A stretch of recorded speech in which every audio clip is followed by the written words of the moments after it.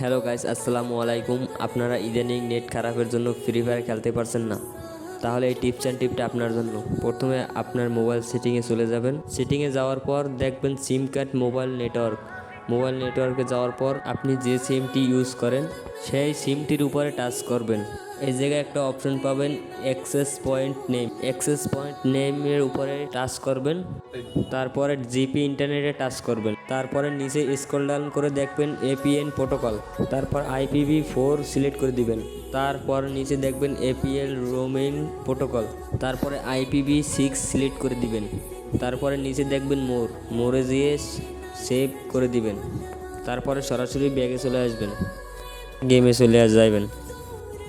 আমি একটা ট্রেনিং মেসেজটা দিই, তারপর নেটের দিকে একটু খেয়াল করবেন।